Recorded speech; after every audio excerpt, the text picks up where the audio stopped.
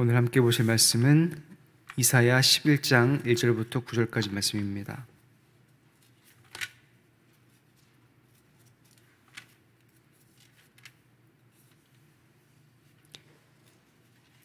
이사야 11장 1절부터 9절까지 말씀을 제가 봉독하겠습니다.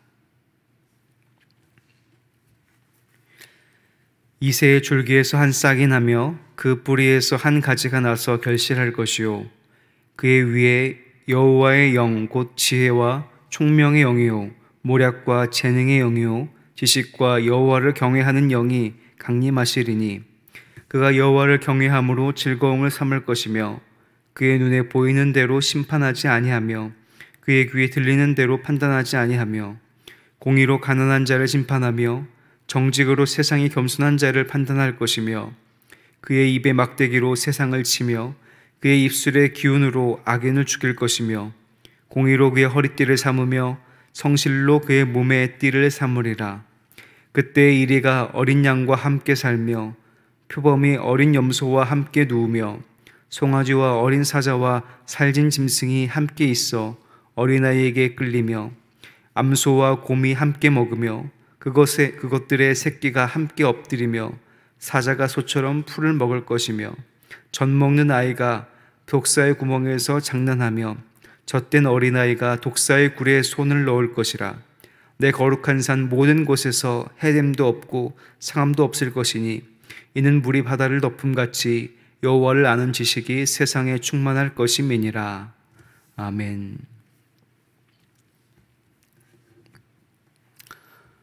오늘은 성탄을 하루 앞둔 그런 날입니다. 성탄의 기다림이 더욱 간절해지는 이때에 모든 성도님들께 아기 예수님의 탄생이 귀하고 감사하며 희망이 되시기를 주님의 이름으로 간절히 축복합니다. 오늘 우리가 읽은 이사야의 말씀은 그리스도의 탄생을 예표하는 그런 말씀입니다. 이새의 줄기라는 것은 다윗의 자손이라는 말이고 다윗의 자손은 하나님의 언약 안에서 하나님께서 기름 부으신 이라고 하는 뜻이죠. 히브리어로는 메시아, 헬라어로는 그리스도입니다. 우리가 예수 그리스도라고 말을 할 때 이 말에는 현실과 믿음, 역사와 신앙의 고백이 같이 들어가 있는 표현이 바로 예수님을 부르는 예수 그리스도입니다. 예수는 믿음이 없이도 볼 수도 있는 겉으로 드러난 사람입니다. 다른 사람과 똑같이 언제 태어났다가 죽었던 그런 생물학적인 사람을 가리킵니다. 그리스도라고 하는 말에는 믿음이 담겨 있습니다. 신앙의 고백이 담겨 있습니다. 우리는 예수를 본받는 사람일 뿐 아니라 그저 모델이나 먼저 간 선생에 취급하는 것이 아니라 그리스도로 믿어야 하는 고백하는 신앙의 대상으로 우리는 믿고 있습니다. 그리스도인들의 삶에는 행동과 마음이 모두 필요한데 겉으로 드러난 행동은 예수의 삶을 담아야 하고 마음에는 그리스도를 믿는 믿음을 담아야 합니다. 우리가 예수님을 우리의 행동과 마음에 모시는 이유는 아주 분명합니다. 예수님께서 우리의 살 길, 우리의 구원이 되시기 때문입니다. 그리고 구원이 되신 것은 겉모습보다 하나님의 영이 충만하여 그 영적인 행동을 하셨기 때문입니다. 예수님을 그린 성화에서는 예수님을 아주 잘생기고 긴 머리를 한 매력적인 모습으로 그리지만 이사야 예언 선지자는 그가 매력적이진 않다고 겉으로 보기에는 아무런 매력도 없다라고 이야기를 합니다. 이사야 53장 2절 말씀입니다. 그는 주 앞에서 자라나기를 연한 순 같고 마른 땅에서 나온 뿌리 같아서 고운 모양도 없고 풍채도 없은즉 우리가 보기에 흠모할 만한 아름다운 것이 없도다. 예수님은 흠모할 만한 그런 겉모습을 가지신 분이 아니라 그 겉모습으로 인정받으셨던 분이 아니라 그의 말과 행동, 영적인 행동으로 인정받고 많은 사람들에게 그리스도로 불렸던 분입니다. 그래서 하나님의 영이 충만합니다. 예수님에게는 하나님의 영이 충만하여 그가 말하는 것, 판단하는 것, 겉으로 보여진 그 모든 것이 하나님으로 가득 차 있습니다. 오늘 읽을 말씀 3절부터 5절까지 말씀을 다시 한번 읽어보겠습니다. 그가 여호와를 경외함으로 즐거움을 삼을 것이며 그의 눈에 보이는 대로 심판하지 아니하며 그의 귀에 들리는 대로 판단하지 아니하며 공의로 가난한 자를 심판하며 정직으로 세상의 겸손한 자를 판단할 것이며 그의 입에 막대기로 세상을 치며 그의 입술의 기운으로 악인을 죽일 것이며 공의로 그의 허리띠를 삼으며 성실로 그의 몸의 띠를 삼으리라. 그야말로 기다리는 메시아는 사람들이 생각하는 것과 심판하는 것이 다릅니다. 영에 따라 말하고 영에 따라 행동하는 이에게는 여호와를 경외함이 있고 공의로운 심판이 있으며 정직과 겸손한 자를 알아봅니다. 악인이 득세하고 악인의 득세함에도 불구하고 자신의 정직과 의와 하나님을 경외함을 지킨 이들에게 그런 메시아는 그야말로 숨통을 열어주는 이, 살 길이고 구원입니다. 공의에 목마른 이에게는 올바른 판결을 열어주고 그 판결은 억울함을 풀어주는 담비 같은 판결이고 기쁨이며 보상입니다. 지금까지 의로움을 지키기 위해서, 믿음을 지키기 위해서 억울한 일을 당한 이들에게 큰 보상이자 상급입니다. 그렇다면 과연 우리들에게 예수님은 그런 분이신가? 예수님은 정말로 우리의 삶에 담비와도 같은 분이신가? 담비 같지 않다면, 예수님의 기쁨이 없다면, 예수님이야말로 가장 큰 보상이며 가장 큰 상급이 아니라면 나는 공의를 목 놓아 간절히 기다리는 사람인가? 아니면 악인의 편에 서서 메시아는 없었으면 좋겠다, 왕이 되기 전에 죽이자고 외치는 헤롯과 같은 사람인가? 우리 스스로를 질문해 볼 필요가 있습니다. 이리와 어린 양이 함께 산다. 이리는 힘을 잃어버리고 어린 양은 이리를 두려워하지 않습니다. 표범과 염소 역시 마찬가지입니다. 송아지도 사자와 함께 있을 수 있습니다. 어린아이도 다칠까봐 염려하거나 근심하지 않습니다. 아이들이 뱀을 무서워하지 않습니다. 독사가 있는 곳에서 장난을 치기도 합니다. 독사를 가지고 줄넘기를 할지도 모르겠네요. 이 모든 것이 메시아가 오셔서 메시아가 다스리는 나라가 형성되어서 이루어지는 일들입니다. 저는 군에서 군중 목사로 있을 때 재밌는 광경을 본 적이 있습니다. 철책 바로 아래 동네에서 근무를 했는데 거기에 있던 군 관사는 굉장히 낡아서 아무리 보일러를 돌려도 따뜻해지지 않는 그런 집이었습니다. 그 앞에는 숲이 있고 밤에는 고라니나 멧돼지가 내려오기도 했던 그런 곳이었는데요. 그런데 어느 날 군인 자녀들이 재미있게 그 군관사 앞에서 놀고 있는데 자세히 보니까 그 아이들이 뱀을 가지고 잡고 놀고 있더라고요. 저는 뱀을 싫어해서 기겁을 했는데 아이들은 그 뱀을 가지고 놀면서 전혀 무서운 기색이 없었습니다. 여름에는 너무 덥고 겨울에는 영하 25도까지 내려가는 곳이었지만 아이들은 뱀을 잡고 물고기를 잡으며 재밌게 놀더라고요. 아이들에게는 그곳이 성경 속의 이야기가 현실이 되는 그런 곳이었습니다. 오늘날에는 뱀을 애완동물로 키우는 사람이 있고 사람들 역시 뱀을 무서워하지 않는 그런 사람들도 있습니다. 하지만 이것은 어느 정도 길들여야 가능한 일입니다. 젖 먹는 아이가, 이제 막 젖된 아이가 독사를 가지고 놀 수는 없는 노릇입니다. 독사도 독사가 아니고 사람도 젖 먹는 아이, 젖된 아이일 때만 멋모르고 독사의 굴에 손도 넣으며 놀 수 있겠죠. 예수님이 오시면, 예수님이 다스리는 나라가 되면 예수님의 공의가 모든 이들에게 전해져서 그 공의가 다스리는 나라가 되면 이 일들이 이루어지고 우리는 어린아이처럼 되고 독사도 그 독을 잃어버리는 그 때가 온다라고 하는 것입니다. 이사야 선지자는 그곳을 이렇게 한마디로 정리를 합니다. 9절 말씀을 제가 읽어보겠습니다. 내 거룩한 산 모든 곳에서 해됨도 없고 상함도 없을 것이니 이는 물이 바다를 덮음같이 여호와를 아는 지식이 세상에 충만할 것임이니라. 어느 누구도 해됨도 없고 상함도 없는 곳, 그것은 여호와를 아는 지식이 충만한 곳이라고 말합니다. 여호와를 아는 지식이 충만해질 때, 모든 이들에게 여호와를 아는 지식이 충만해질 때 예수님에게 지혜와 총명의 영, 모략과 재능의 영, 지식과 경외의 영이 강림하신 것처럼 우리들에게도, 모든 이들에게도, 모든 동식물에게도 그런 일들이 이루어질 때 비로소 천국을 맛볼 수 있게 되는 것입니다. 그 시작이 지구 반대편 말구유를 아기 침대 삼아 누워있는 한 아기에서부터 시작이 되었습니다.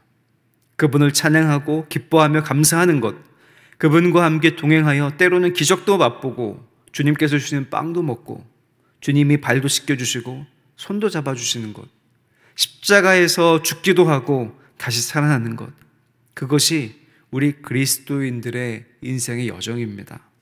예수님의 여정과 같이 예수님과 함께 그 길을 걷는 것, 우리에게 주어진 그 십자가의 길을 걷는 것이 바로 그리스도인들의 여정입니다. 많은 사람이 우리 주변에 있는 것 같지만 실은 모든 인생이 외롭고 홀로 가야 하는 그런 삶입니다. 하지만 우리 주님은 늘 함께 하셔서 외롭지 않게 하십니다. 마지막은 한 줌의 재만 남아 바람에 흩날리는 것처럼 보이지만 우리가 주님을 따르고 주님과 함께 동행하면 또 다른 생명이 피어나고 영원한 생명의 길로 들어서게 됩니다. 우리들의 삶이 아무것도 아닌 허무함에 빠지지 않습니다. 때로는 하나님이 계시지 않은 것 같아도 우리와 늘 함께 하시고 다시 일으키시며 살 길을 열어주시기 때문입니다. 그 일을 위해서 주님께서는 아기로 이 땅에 태어나셨고 또 그렇게 삶을 사셨고 그 삶을 보여주시며 오늘도 우리와 함께하고 계십니다. 그리스도인들 바라는 궁극적인 소망은 천국입니다. 모든 이들은 저마다 살 길을 찾아 헤맵니다. 주식에서 살 길을 찾기도 하고 권력에서 살 길을 찾기도 합니다. 어떤 이들은 운동을 통한 건강, 어떤 이들은 지식을 쌓은 부에서 살 길을 찾기도 합니다. 하지만 세상이 말하는 살 길은 모두 끝이 막혀 있습니다. 언젠간 마지막이 있고 언젠간 변하고 언젠간 사라져버릴 것들입니다. 그 어느 것도 우리를 영원한 안식을 주는 천국을 경험하고 이끌지는 못합니다. 잠깐은 천국을 경험하게 할 수 있습니다. 그러나 조금만 지나면 여전히 그 모든 것들이 다 불안함과 걱정으로 다가오게 됩니다. 예수님 밖에는 없습니다. 우리의 궁극적인 소망으로 가는 길이자 그 길 자체가 천국인 예수님, 그 예수님이 이 땅에 오십니다. 내 마음 가운데 이 땅에 그리고 모든 이들에게, 모든 동식물들에게 오셨습니다.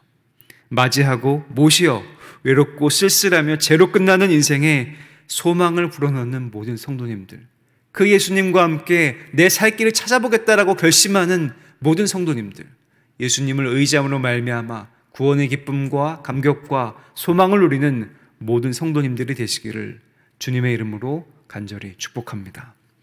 기도하겠습니다.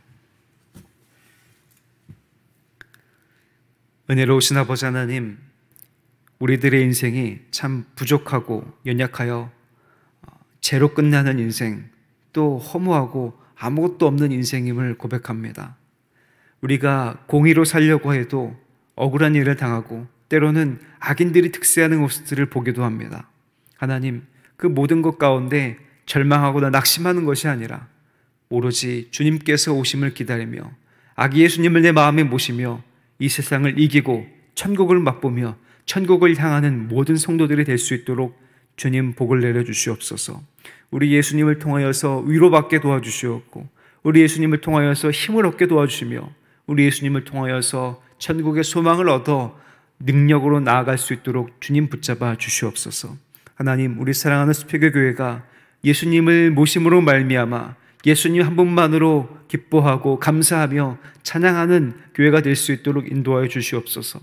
성도를 살리는 일에 집중하게 도와주시옵고 많은 이들을 위해서 기도하고 또 세상과 하나님과의 다리가 되어 하나님께서 주신 귀한 사명 감당하는 교회가 될 수 있도록 주님 인도하여 주시옵소서.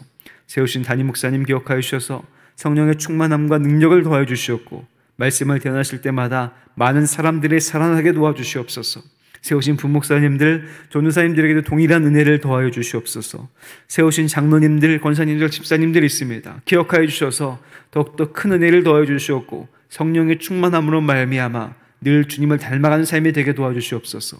특별히 새롭게 직분을 얻은 우리 권사님들과 집사님들 계십니다. 기억하여 주셔서 그 직분이 더욱더 용기를 내고 힘을 내서 주님의 뜻대로 살아가는 직분이 될 수 있도록 인도하여 주시옵소서. 하나님, 우리 교회 안에 아파하고 괴로워하는 이들, 눈물 흘리며 어려운 일 가운데 힘든 일들을 호소하는 이들이 있습니다. 주님 기억하시고 긍휼히 여겨 주시옵소서. 무엇보다도 코로나19로 인해서 어려움 당하고 있는 이들이 있습니다. 주님, 긍휼히 여기시고 불쌍히 여겨 주시옵소서. 만져주시고 치료하시고 회복시켜 주시옵소서. 온전히 주님을 의지하오니 주님으로 말미암아 다시금 기뻐하며 감사하며 소망 가운데 살아갈 수 있도록 주님 복을 더하여 주시옵소서. 하나님, 우리 사랑하는 다음 세대들을 기억하여 주셔서 다음 세대들이 믿음으로 살아 믿음으로 아버지 승리하는 자녀들이 될 수 있도록 인도하여 주시옵소서. 이 세상이 얼마나 악하고 얼마나 위험한지 모릅니다. 주님, 은혜 가운데 살게 도와주시옵고 믿음으로 저들이 세상에서 승리할 수 있도록 주님 붙잡아 주시고 함께하여 주시옵소서. 하나님, 우리 교회에 연로하신 분들이 많이 계십니다. 모세와 안나선 교회를 기억하여 주셔서 또 많은 연로하신 분들을 기억하여 주셔서 복을 내려주시옵고 그 아버지 연로한 아버지 삶이 낙심하고 절망하는 시간이 아니라 더욱더 하나님의 인도하심과 하나님의 살아계심을 체험하는 귀하고 복된 시간이 될 수 있도록 주님 함께하여 주시옵소서. 하나님, 이제 아버지 여러 가지 일들을 계획하고 있습니다. 특별히 2022년을 준비하면서 신년 축복 성회를 아버지 기도하면서 준비하고 있습니다. 주님 함께해 주셔서 하나님께서 모든 성도들의 마음을 모으고 또 하나님께 집중하여서 주님을 만나는 귀한 축복 성회의 시간이 될 수 있도록 주님 함께 하시고 복을 내려 주시옵소서. 그래서 2022년도 더욱더 주님과 함께 동행하고 주님을 만나는 귀한 한 해로 만들어갈 수 있도록 주님 인도하여 주시옵소서.